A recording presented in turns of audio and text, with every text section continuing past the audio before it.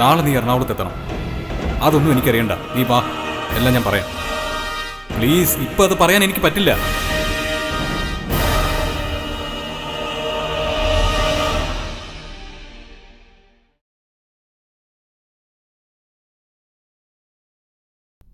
Hello സ്നേഹ, ഫോണൊന്ന് ഫൈസയ്ക്ക് കൊടുത്തേ. നിരഞ്ജനയാ, ഫൈസയോടൊന്ന് സംസാരിക്കണമെന്ന്. Hello Niranjana, എന്തൊക്കെയുണ്ട് വിശേഷം? അത് പിന്നെ ഫൈസി, സുധി തിരുവനന്തപുരത്തേക്ക് വന്നിട്ടുണ്ടോ എന്നെനിക്കൊരു സംശയം. രാവിലെ കാപ്പി പോലും കുടിക്കാതെ ഇവിടെ നിന്ന് പോയത്. അതില് സംശയിക്കാൻ എന്താ ഉള്ളത്? ഇന്നലെ രാത്രി സുധിക്കൊരു കോള് വന്നിരുന്നു. അതിനുശേഷം സുധി ആകെ ടെൻഷനിലായിരുന്നു. ഒരുതരം സമനില തെറ്റിയ മട്ടിലായിരുന്നു പെരുമാറ്റം. പിന്നെ ആരെയോ വിളിച്ചു. അത് ശബരിയാവാനാ സാധ്യത. നിരഞ്ജന സംശയിക്കുന്ന എന്താ? അർച്ചനെക്കുറിച്ച് ആരോ എന്തോ വിവരം കൊടുത്തിട്ടുണ്ടെന്നാ എനിക്ക് തോന്നുന്നത്. ഞാൻ അങ്ങനെ സംശയിക്കുന്നു. അവളെക്കുറിച്ച് സുധി എന്തോ അറിഞ്ഞിട്ടുണ്ട്. സുധി തിരുവനന്തപുരത്തേക്കാവും വന്നത്. സുധിയൊന്ന് ട്രേസ് ചെയ്യാൻ ഫൈസയ്ക്ക് കഴിയുമോ? സുധി തിരുവനന്തപുരത്ത് എത്തിയിട്ടുണ്ടെങ്കിൽ ഞാനത് കണ്ടുപിടിക്കും. സുധിയുടെ നീക്കങ്ങളും മനസ്സിലാക്കാം. അർച്ചനെക്കുറിച്ച് ഞാൻ ഇതുവരെ അന്വേഷിച്ചിട്ടില്ല. അതിന്റെ ആവശ്യമില്ലായിരുന്നു. ഇനി അത് പോരാ. അവൾ എവിടെയുണ്ടെന്ന് സുധി അറിയുന്നതിന് മുമ്പ് എനിക്കറിയണം. ഫൈസി അവളെ എനിക്ക് കണ്ടെത്തി തരണം. എനിക്കിതൊക്കെ ആവശ്യപ്പെടാൻ ഫൈസി അല്ലാതെ വേറെ ആരാ ഉള്ളത്? ഞാൻ അന്വേഷണം തുടങ്ങാം. പക്ഷേ അർച്ചനയെ കണ്ടെത്തിയിട്ട് നിരഞ്ജന എന്ത് ചെയ്യാനാ? എന്നെ ദ്രോഹിക്കരുതെന്ന് ഞാൻ അവളോട് പറയും. ഞാൻ നിരപരാധിയാണെന്ന് അർച്ചന അറിയണം. എന്റെ കുടുംബജീവിതം തകർക്കരുതെന്ന് അവളോട് യാചിച്ചു പറയും. പിന്നെ അവൾ സുധിയെ കണ്ടാലും ഒന്നും സംഭവിക്കാൻ പോകുന്നില്ല. സുധിയൊന്ന് നോക്കാനോ ഒരു വാക്ക് പറയാനോ അവൾ നിന്നു കൊടുക്കില്ല. ഞാൻ അർച്ചനയെ കണ്ടെത്താൻ ശ്രമിക്കാം. ഫൈസി, എന്റെ ഈ അപേക്ഷ തള്ളിക്കളയില്ലെന്ന് ഞാൻ വിശ്വസിച്ചോട്ടെ. എത്രയും പെട്ടെന്ന് ഒന്ന് അന്വേഷിക്കണേ ഫൈസി. ശരി, എന്തെങ്കിലും വിവരം കിട്ടിയാൽ ഞാനും അറിയിക്കാം. ഓക്കെ നിരഞ്ജന, സമാധാനമായിട്ടിരിക്കും. ശരി. സുധിക്ക് അർച്ചനയെക്കുറിച്ച് എന്തോ വിവരം കിട്ടിയിട്ടുണ്ടെന്ന് അവൾ സംശയിക്കുന്നു. അത് സത്യമാവും. സുധിയും അർച്ചനയും ഒരു ബാങ്കിന്റെ 2 ബ്രാഞ്ചുകളിലല്ലേ. ഇനി കണ്ടെത്താൻ അധികം പ്രയാസമൊന്നും ഉണ്ടാവില്ല. അതിന് നമ്മൾ ടെൻഷൻ ആവേണ്ട കാര്യം എന്താ? സുധി അവളെ കണ്ടിട്ട് തിരിച്ചു പോവും, അത്ര തന്നെ. അർച്ചന എവിടെയാണെന്ന് കണ്ടെത്തി കൊടുക്കാനാ നിരഞ്ജന ആവശ്യപ്പെട്ടത്. ഉദ്ദേശം മനസ്സിലായി. ഫൈസി വിശ്വനാഥൻ സാറിനോട് പണ്ട് പറഞ്ഞത് അവളോടും പറ, അന്വേഷിച്ചോണ്ടേ ഇരിക്കുന്നു. അതല്ല നമ്മൾ പേടിക്കേണ്ടത്. അർച്ചന റാന്നി ബ്രാഞ്ചിലുണ്ടെന്ന് സുധി നിരഞ്ജനയോട് പറഞ്ഞാൽ അവിടെ തീർന്നു നീയും ഞാനും. അർച്ചനയെ അവൾ കാണാൻ പോകും. പിന്നെ അർച്ചനയും ആലീസും 2 അല്ല 1 ആണെന്ന് നിരഞ്ജന തിരിച്ചറിയുകയും ചെയ്യും.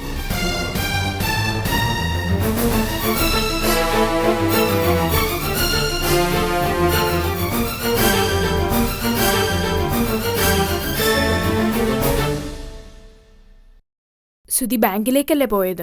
അല്ല. അതെന്താ, ഇന്ന് ലീവിലാണോ? ആ, ഇനി അങ്ങോട്ട് കുറച്ചു കാലത്തേക്ക് ലീവില്ല. നീണ്ട ലീവ് എടുക്കാൻ എന്താ കാരണം? ജോലി മടുത്തിട്ട് തന്നെ.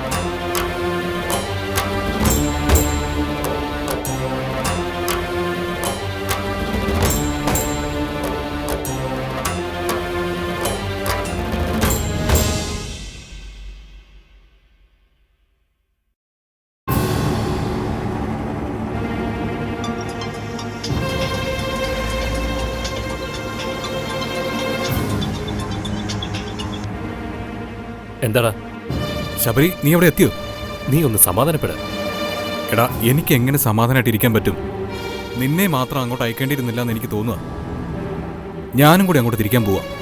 അതിന്റെ കാര്യമില്ല സുധി, നീ കുറച്ചു നേരം ഒന്ന് അടങ്ങിയിരിക്കേ. ഞാൻ റാന്നിയിലെത്തിയിട്ടേ ഉള്ളൂ. ഇനി ബാങ്ക് ഒന്ന് കണ്ടുപിടിക്കണം. ഒരു ബാങ്ക് കണ്ടുപിടിക്കാനാണോ ഇത്ര ബുദ്ധിമുട്ട്? അതിന് ആരോടെങ്കിലും ഒന്ന് ചോദിച്ചാ പോരെ? നീ എന്നെ ഇടയ്ക്കിടയ്ക്ക് വിളിക്കണ്ട. അവിടെ ചെന്നിട്ട് വിവരങ്ങളൊക്കെ ഞാൻ വിളിച്ചു പറയാം. ഓക്കെ? ശബരി, എടാ, ഹലോ.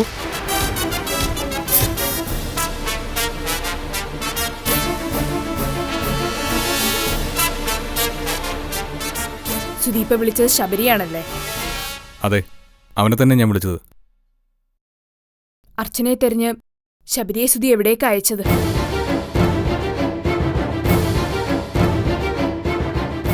ഇതുവരെ ഒന്നും മറച്ചു വെച്ച് ജീവിച്ചവരല്ല നമ്മൾ. മനസ്സിലുള്ളതെല്ലാം തുറന്നു പറഞ്ഞിട്ടുമുണ്ട്. ഇതുവരെ നമ്മുടെ ജീവിതം ഇങ്ങനെ മുന്നോട്ട് പോയതും അതുകൊണ്ടാ. അർച്ചന എവിടെ ഉണ്ടെന്ന് സുധിക്ക് വല്ല വിവരവും കിട്ടിയോ? ഒളിച്ചു വെക്കാതെ അതെന്നോട് പറ. അർച്ചന എവിടെയുണ്ടെന്ന് ഇതുവരെ എനിക്കറിയില്ല. ഞാൻ അറിഞ്ഞാൽ എന്തിനത് ഒളിപ്പിച്ചു വെക്കണം?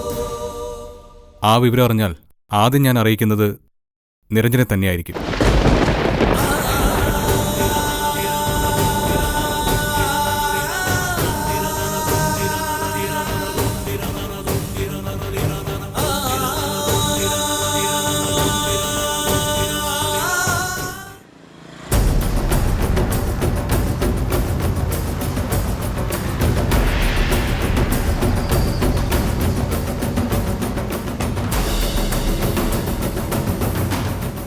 ഇത് തന്നെ ആ ബാങ്ക്. അർച്ചന അന്വേഷിച്ച് എവിടെയൊക്കെ നടന്നു.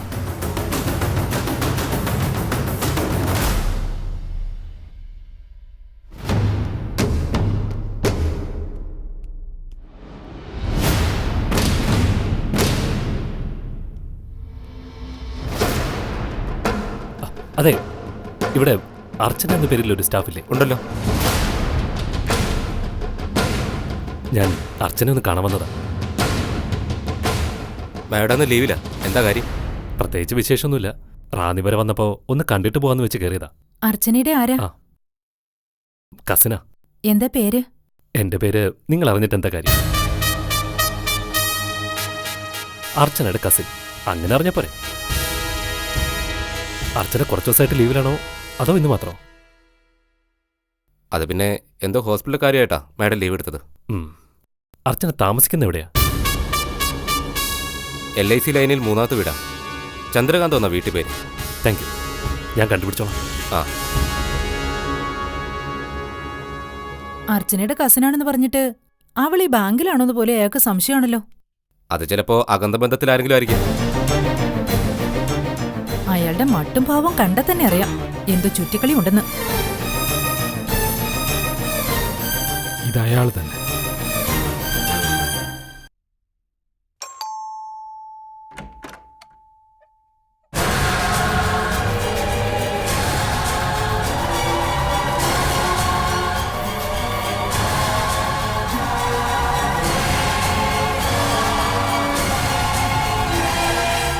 അർച്ചനയ്ക്ക് എന്നെ മനസ്സിലായില്ലേ? ഞാൻ ശബരിയ.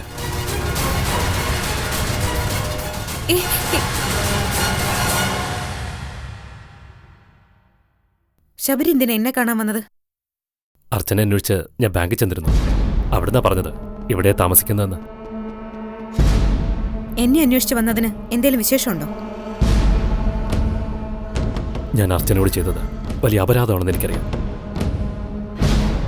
അന്ന് അർച്ചന സുധിയെ വിളിക്കുമ്പോൾ അവന്റെ വിവാഹ തലേന്നാളായിരുന്നു.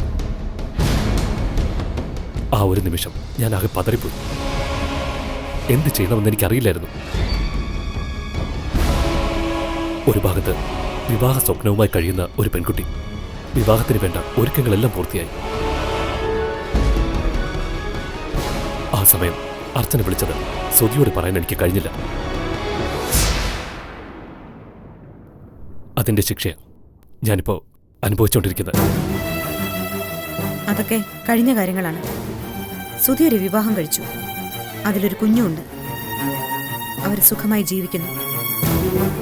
ഞാനും ഒരു ജോലിയൊക്കെ കിട്ടി ഇവിടെ ഇങ്ങനെ ജീവിക്കുന്നു. ഇനി എന്തിനാ അതേപ്പറ്റിയൊക്കെ സംസാരിക്കുന്നത്? അർച്ചന പ്രഗ്നന്റായ കാര്യമൊക്കെ സുധിക്കറിയാം. അവനെല്ലാം മനസ്സിലാക്കി കഴിഞ്ഞു. ഇപ്പോ അർച്ചന അന്വേഷിച്ച് നടക്കുകയാണ് അവൻ. ഭാര്യയും അതിലൊരു കുഞ്ഞുള്ള സുധി ഇനി എന്തിനാ എന്നെ അന്വേഷിക്കുന്നത്? അങ്ങനെ പറഞ്ഞ് സുധി അകറ്റി നിർത്താൻ അർച്ചനയ്ക്ക് കഴിയുമോ? സുധി എന്റെ ആരാ? ഞാനും സുധിയും തമ്മിൽ ഒരു ബന്ധവുമില്ല. എന്റെ ജീവിതത്തിന്റെ ഒരു ഭാഗമേ അല്ല സുധി. ശബരി ഇപ്പൊ ഇങ്ങോട്ട് വന്നത് സുധി അയച്ചിട്ടാണെന്ന് എനിക്കറിയാം. എന്ത് ധൈര്യത്തിലാ സുധി ശബരി എന്റെ അടുത്തേക്ക് അയച്ചത്? സുധിയുടെ കുഞ്ഞിന്റെ അമ്മയാ അർച്ചന. അത് മറന്ന് അർച്ചന സംസാരിക്കരുത്. ഞാൻ പ്രഗ്നന്റ് ആയി എന്നുള്ളത് നേരാണ്. പക്ഷേ ആ കുഞ്ഞിനെ ഞാൻ പ്രസവിച്ചു എന്നുള്ളതിന് എന്ത് തെളിവാ ഉള്ളത്? പിന്നെ ആ കുഞ്ഞെവിടെ? അർച്ചന തന്നെ അതിന് മറുപടി താ. പ്രസവിച്ചെങ്കിലല്ലേ ആ കുഞ്ഞിന്റെ കാര്യം പറയേണ്ടതുള്ളൂ. 3-ാം മാസം സുധിയുടെ അച്ഛന്റെ കാർമ്മികത്വത്തിൽ ഒരു ഹോസ്പിറ്റലിൽ വെച്ച് ആ കുഞ്ഞിനെ നശിപ്പിച്ചു. അവിടെ തീർന്നു സുധിയും അർച്ചനയും തമ്മിലുള്ള ബന്ധം. സുധിയെ സ്നേഹിച്ചു പോയ കുറ്റത്തിന് ഒരുപാട് കഷ്ടപ്പാടുകൾ ഞാൻ അനുഭവിച്ചു. പലരുടെയും അവഹേളനങ്ങൾ ഞാൻ സഹിച്ചു. ഇപ്പൊ എന്റെ ജീവിതം ഒരു കരകയറി വരികയാണ്. ഇനി എന്നെ ഉപദ്രവിക്കരുതെന്ന് ശബരി ചെന്ന് സുധിയോടൊന്ന് പറയണം. ഇതെന്റെ അപേക്ഷയാണ്. ആത്മഹത്യ ചെയ്യാതെ ഇത്രയും കാലം പിടിച്ചു നിന്ന് എന്നോട് ചെയ്യുന്ന കാരുണ്യമായിരിക്കും അത്. അർച്ചനെ ഒന്ന് കാണണമെന്ന് സുധി വല്ലാതെ ആഗ്രഹിക്കുന്നുണ്ട്. ചെയ്ത തെറ്റുകൾക്ക് അവൻ അർച്ചനയോട് മാപ്പ് പറയണം. ഇനി ജീവിതത്തിൽ ഒരിക്കലും സുധിയെ കാണണമെന്ന് എനിക്ക് ആഗ്രഹമില്ല. സുധി എന്റെ മുന്നിലേക്ക് വരാതിരുന്നാൽ എനിക്ക് സ്വസ്ഥതയുണ്ടാവും. ദയവായി ശബരി സുധി ഇങ്ങോട്ട് പറഞ്ഞയക്കരുത്. അർച്ചന ജോലി ചെയ്യുന്ന ഇവിടെയാണെന്ന് സുധി മനസ്സിലാക്കി കഴിഞ്ഞു. ഞാൻ പറഞ്ഞില്ലെങ്കിലും സുധി അർച്ചനെ തേടി വരും. മുമ്പൊരിക്കൽ ഞാൻ സുധിയെ വിളിച്ചപ്പോ ഫോൺ എടുത്തത് ശബരിയല്ലേ? അന്ന് എന്നോട് പറഞ്ഞ കള്ളം ശബരി ഇന്ന് ചെന്ന് സുധിയോട് പറയണം. നിങ്ങൾ അന്വേഷിച്ചു വന്ന അർച്ചന ഞാനല്ലാന്ന് സുധിയോട് പറയാൻ ശബരിക്ക് ഒരു മനസാക്ഷി കുത്തും ഉണ്ടാവില്ല. ശബരി അത് ശീലിച്ചതാണല്ലോ. എന്നാൽ ആലോചിച്ച് നിൽക്കാതെ ശബരി ചെല്ല്. ശബരി കണ്ടെത്തിയ അർച്ചന മറ്റാരോ ആണ്. സുധി അന്വേഷിക്കുന്ന അർച്ചനയല്ല. ശബരിക്ക് പോവാം. നിക്ക്. സുധി എന്നെ അന്വേഷിച്ചു വരാനിടയായാൽ അത് പലരുടെയും സ്വസ്ഥത കെടുത്തും. പക്ഷേ അർച്ചനയുടെ തീരുമാനത്തിൽ ഒരു മാറ്റം ഉണ്ടാവില്ല. ശബരി പൊയ്ക്കോളൂ.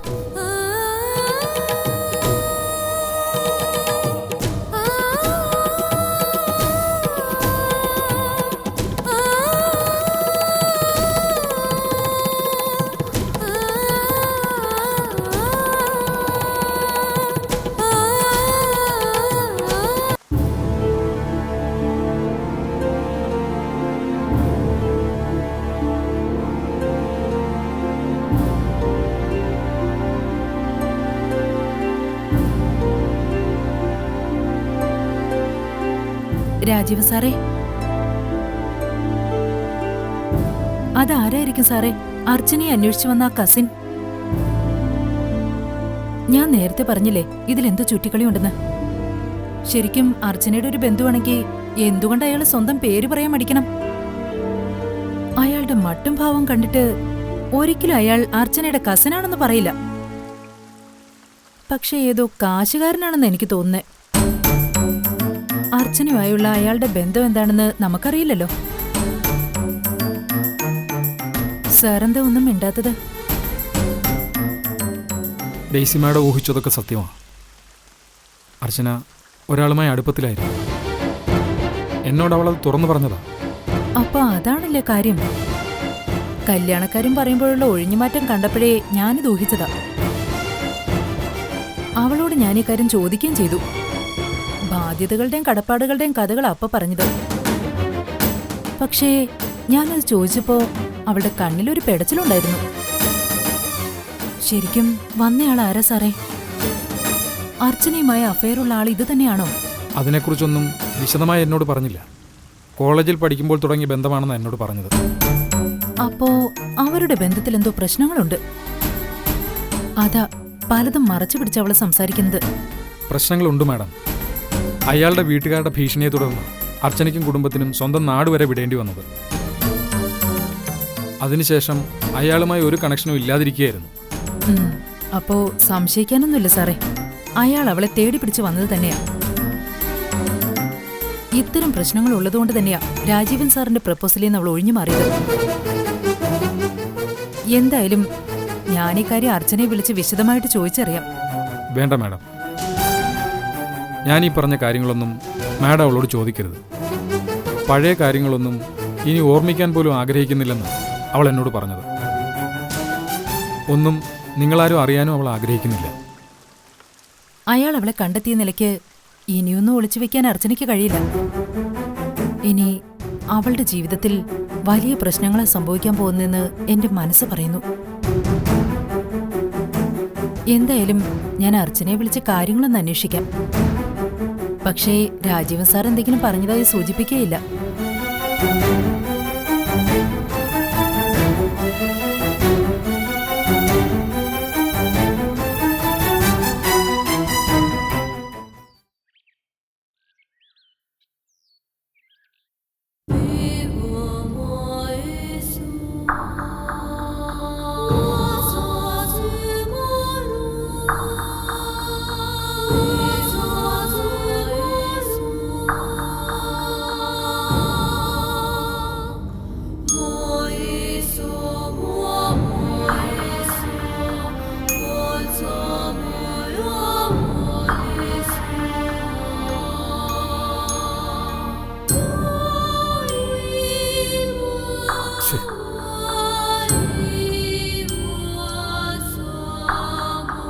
ഇവരെന്താ ഫോൺ എടുക്കാത്തത്?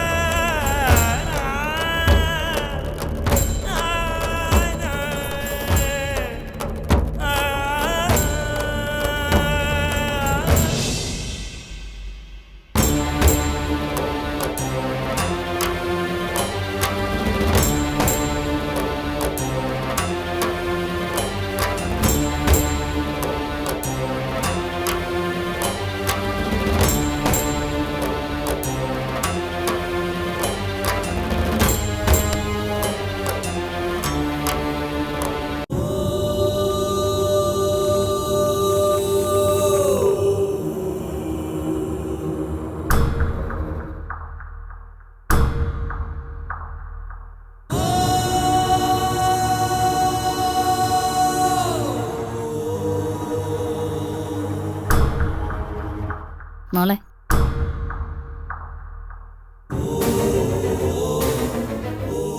ഒടുവിൽ അവൻ മോളെ കണ്ടെത്തിയല്ലേ? ഞാനത് പ്രതീക്ഷിച്ചതാ. ഏത് നിമിഷവും സുധി എന്നെ കാണാൻ വരുമെന്ന്. ശബരി ചെന്ന് കണ്ടത് എന്നെയല്ലാന്ന് കള്ളം പറഞ്ഞാലും സുധിക്ക് വരാതിരിക്കാനാവില്ല. സുധി വരിക തന്നെ ചെയ്യും.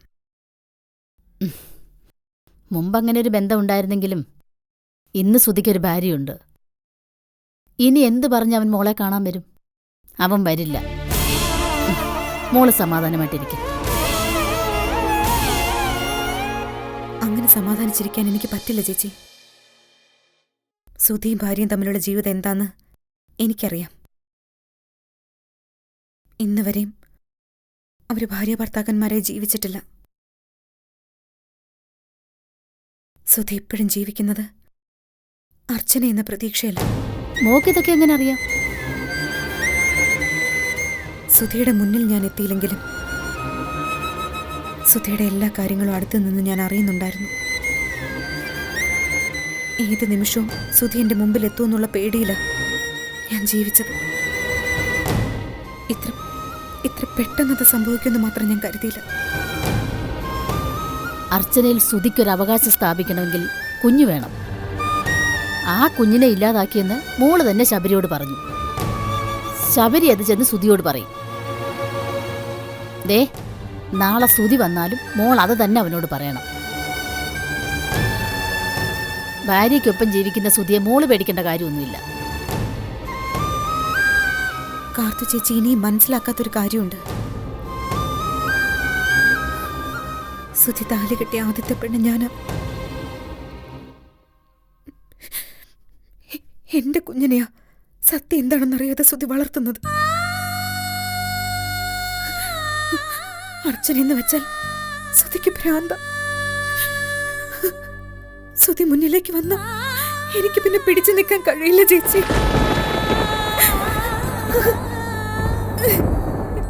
ഞാൻ എന്ത് ചെയ്യും ചേച്ചി?